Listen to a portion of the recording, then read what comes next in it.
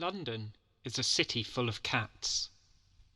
Right at this moment there are perhaps 500,000 cats stalking London streets, heading down alleyways, jumping from rooftops and into back gardens, slinking through shadowy passages.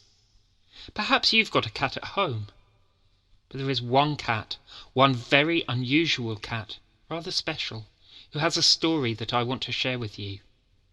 This cat lived a long time ago, close to a magnificent building called St. Paul's Cathedral, and this cat did something so wonderful that she got a medal.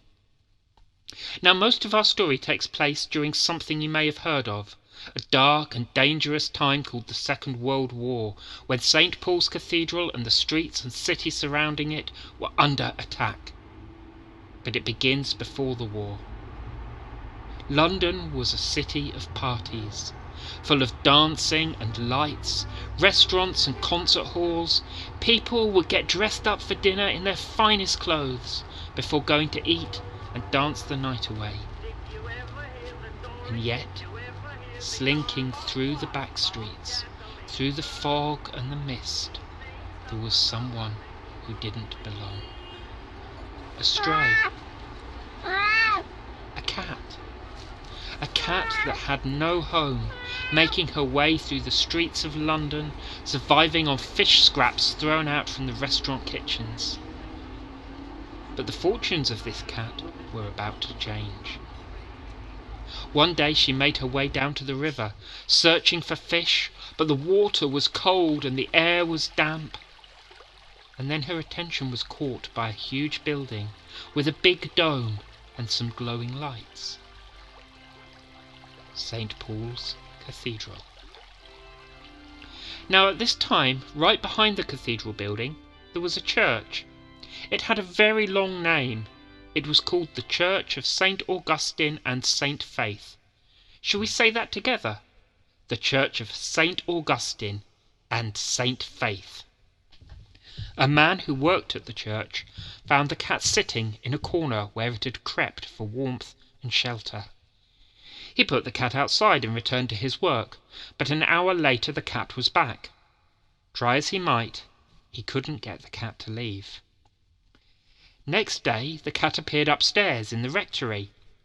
The rectory is where the rector, the person in charge of the church, lives and works, and his name was Henry. He loved cats, and he took pity on the cat and decided she could stay until somebody claimed her. Henry waited, but nobody claimed the cat. So he decided she would become the church cat, and he named her Faith, after the church, but also because the cat had showed the faith to keep trying again and again and again to come into the church. Faith grew sleek and plump and attended all of the church services, sitting in the front pew or at Henry's feet when he delivered a sermon, and everybody loved her. Time moved on, summer became autumn, and then winter, and everything changed for London. War. The Second World War. Suddenly the parties were over. Aeroplanes flew over the city at night, dropping bombs, setting buildings alight or turning them to rubble. Sitting in the dark, people would sing to keep spirits up and wait until morning. Many of them would still attend St. Augustine and St. Faith's church, and Faith the cat would be there to greet them. And then, in August 1940, something magical happened to lift the wartime gloom, for Faith had a kitten. The choir sang All Things Bright and Beautiful in the kitten's honour, and the little black and white kitten was given the name Panda. A month later, Henry was working at his desk when he noticed Faith scratching at the cellar door. Henry opened the door for her and she went down, and later Henry noticed her carrying Panda down the steps into the cellar too. The cellar was full of old books and sheet music, and it was dark and it was dirty and it was cold. Henry couldn't find the cats at first, but eventually he saw Faith in a far corner, in a gap between two stacks of music, curled up with Panda. Wondering why they were there in this unwelcoming place, he gently picked up the kitten and took him back upstairs, and Faith followed and protested the whole way up the staircase. Later in the day, Henry had to take a church service, but Faith did not attend.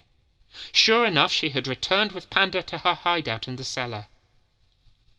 Henry again took the kitten upstairs, but in the morning they were back underground. That's strange, thought Henry. It's as if Faith can sense some danger of some kind and wants to protect her kitten. So he took her basket down to the cellar so she would be more comfortable, and Faith settled happily into it with her kitten. The next day Henry had some business to do, and he headed off on his bicycle. On his way back that evening, he heard a sound, an unwelcome sound. What did it mean? Quick! London was under attack, and everybody had to head down to the nearest shelter, usually in an underground station. After a difficult and uncomfortable night, morning dawned bright and clear. Henry returned home, but everything had changed. A bomb had fallen onto the church. The tower was still standing, but the rest was a tangle of timber and stone with flames rising from the wreckage. A fireman told him to get away, but he knew he had to find the cats. The fireman said, "I'm afraid nothing could have lived through this. I'm sorry, sir, but I fear your cats have been lost. Now would you please leave us to get on with our work?" Well, what would you have done? Henry refused to give up. Doesn't he understand how important the cats are, he thought. And when the firemen turned their backs, Henry began to dig through the rubble and wreckage. He called, "Faith! Faith!" as loud as he could. And then, from under a pile of still smoking timber, he thought he heard a faint, answering meow. He began to move timbers and rubble, throwing bundles of singed music sheets to one side, until he found her in a corner. "Oh, Faith! Faith!" But where was Panda? There was no sign of the kitten.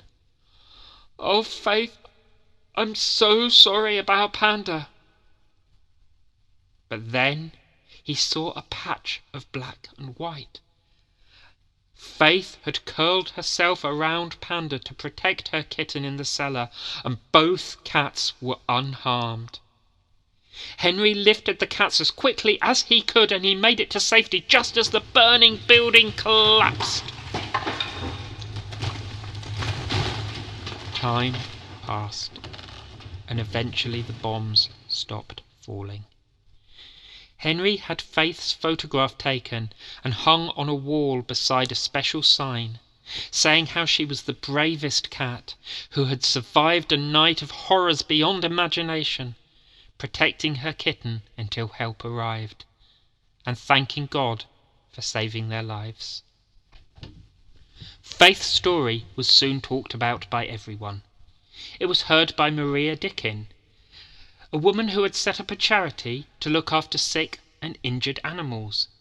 She'd heard lots of stories about the brave things animals did in wartime, and she had the idea to create a special medal for animal bravery, awarded to dogs who'd helped dig people out of the rubble, or pigeons who'd carried special messages. And she decided Faith deserved a silver medal of her own. And so, on a sunny morning in October 1945, 2 black limousines drew up outside St. Paul's Cathedral. Out of one car stepped Maria Dickin, and out of the other stepped the most important person in the Church of England, the Archbishop of Canterbury. A short service was held, and, as usual, Faith sat at Henry's feet. Then the Archbishop hung a medal around Faith's neck. It read, "To Faith of St. Augustine's, Watling Street, EC, for steadfast courage in the Battle of London, September 9th, 1940. Faith lived for 3 more years. But one day she stretched out on a rug in front of the fire while Henry worked at his desk, and dreaming of the streets of London, the dancing and the food and the friends and the fires, all her adventures and her kitten Panda, she quietly slipped away. Faith is buried outside St. Paul's, beneath the playground of what is now St. Paul's Cathedral School, where the choir boys of St. Paul's go each day to study and to sing. But her story lives on, for just like London and St. Paul's Cathedral and all the brave souls who made it through that terrible war, Faith was a survivor.